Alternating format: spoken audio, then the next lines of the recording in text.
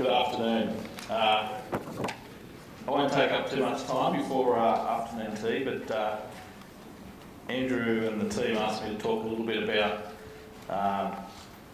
the needs of practitioners. So I thought I'd start off with what's a practitioner, and a common definition is someone who engages in occupation, profession, religion or a way of life.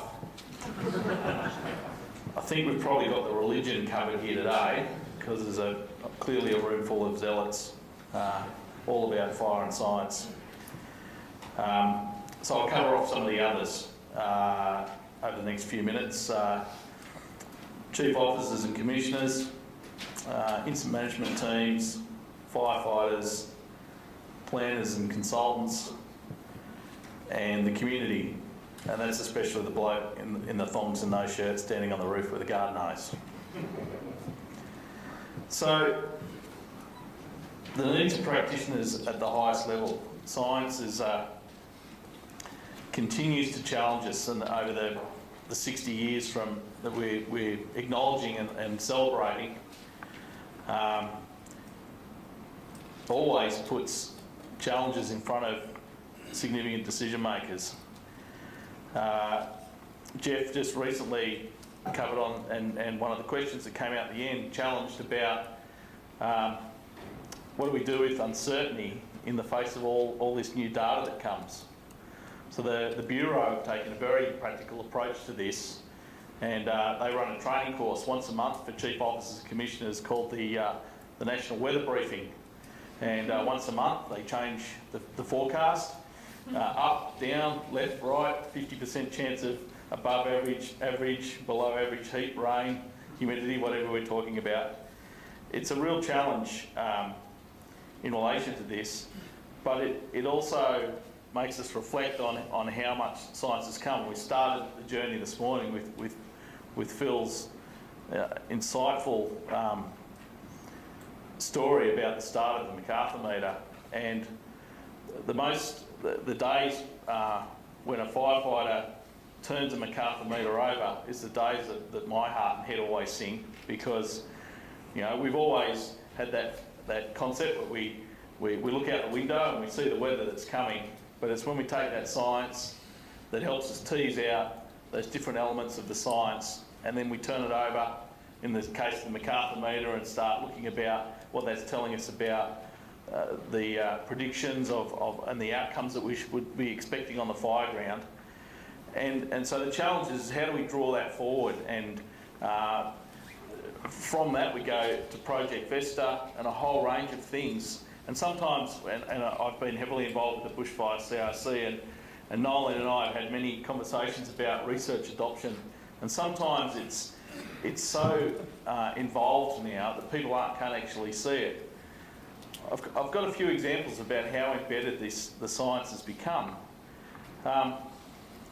There isn't a firefighter in Australia now who doesn't talk about the dead man zone. And we talk about that as an expression, but it's the whole journey of the science that's put in front, that the dangers of spotting, the actual looking for the signs in the environment and the atmosphere about that weather change that's coming, and how we've changed that. And people go, but that's a theory and that's all in the books. How do we see that that's occurred now? Over the last couple of years, over the last 10 years, we've seen some dreadful fires. Here in Canberra 10 years ago, obviously the Victorian fires of Black Saturday. But what we saw on those days, at a chief officer level, at a commissioner level, is firefighters out in our landscape who are actually taking those cues that we've learnt from science, to keep them, to acknowledge that training, to step away. We didn't see any. There was a lot of vehicles damaged, a lot of what we might term as an overrun of a vehicle, but we didn't see any deaths in those worst fire situations of firefighters. Even earlier this year in Denali in Tasmania, as that fire swept down the peninsula, small crews working independently to a structure, in no way connected to the leadership of the organisation, but really drawing down upon the science, which has become absolutely buried within our training materials.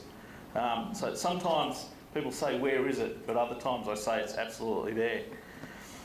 We've already talked about incident management teams, or particularly fire behaviour analysis, particularly as we talked about the weather. And we're seeing that, once again, the crew safety, the ability to actually take the predictive weather and the predictive fire behaviour and actually make sure that we don't put crews in front of these fires, in front of fire weather changes, and allow them to do their jobs in a really, really positive way. The other areas that, when we step away from the fire, is at the highest levels, absolutely every day we're battling around land use planning about the type of structures people are building, where they're building them, and particularly the CSIRO has done some phenomenal work through that's impacted on things like the AS 3959, the standard of housing construction in bushfire-prone areas, but also the Building Code of Australia, and it's also now helping us to stretch with the new Natural Hazards and Bushfire CRC, stretching towards the effect of wind and topographic-driven winds onto structures, because as we'll come to the community at the end, we don't have, as Phil rightly pointed out this morning, we don't have a fire truck outside every house. On these bad days, there's little we can do from suppression. You know, on Black Saturday, thousands of fires. 4 fires principally did the damage. You know, there's a suppression is so limited. So with the challenges of weather, as we discussed through this session here, is how do we integrate, and some of those questions at the end, that atmospheric weather into our predictive models, because clearly we're seeing the atmospheric weather both as it is in the atmosphere, but also how it is affected by these very large fires, and with the plumes and the other events that are occurring. Clearly there's some real challenges as to where these fires may go. So I want to come to the point of the bloke on the roof with the thongs and the garden hose. We talked about fire danger ratings. I think for most people it is, can I have a barbecue, or can I not have a barbecue? You know, there's still that question. People's decision around fire is completely related to what they want to do on the day, and they really don't always take the cues from the environment that obviously a group like this does. But one might say that the community are actually got their risk assessment pretty accurate. If we talk about a likelihood and a consequence, how many people in this room yesterday would have, nice hot day in Sydney, we'll go off and we'll have a swim at the Olympic Park, at the Olympic swimming pool? Who'd thought that a scrub fire would go through the car park, take out, destroy 47 cars, damage another 40, you know, put lives at risk inside of Homebush in Sydney? You know, so the community goes, risk, yeah, there's a bit of risk out there.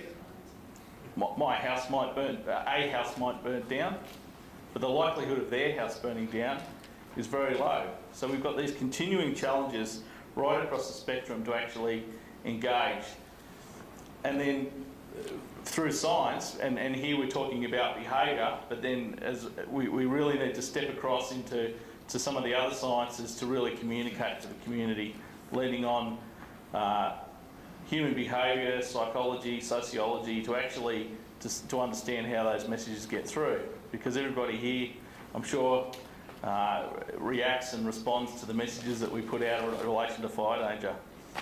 So overall, what practitioners need from science is events like this, a little poke, and hopefully not every 60 years, to say there's a tremendous amount of knowledge. We're building on it all the time.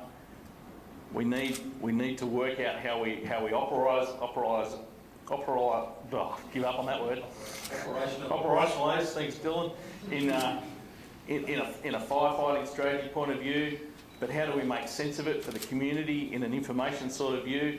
How do we be open to new options and new changes as the whole scientific model gets bigger and more complicated, as we take advantage of new learnings?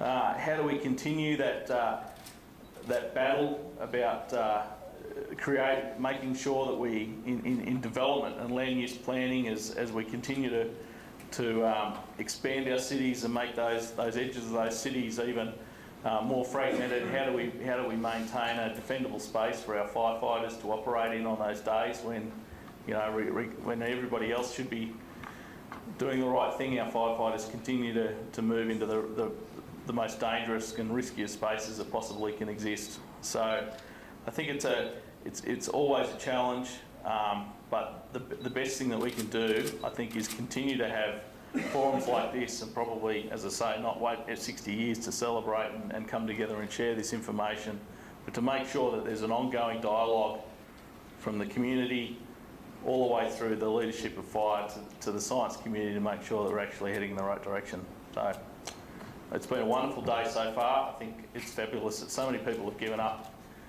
to 3 days to come along, and there'll be so much information pouring out your ears and your eyes and your noses by the end, but it's a fabulous time to come together. I'd like to thank, while I'm here, the CSIRO team for taking the initiative and all the effort for putting this together for it. I think we're all going to just have get a great deal of knowledge and new information out of it. So thanks very much.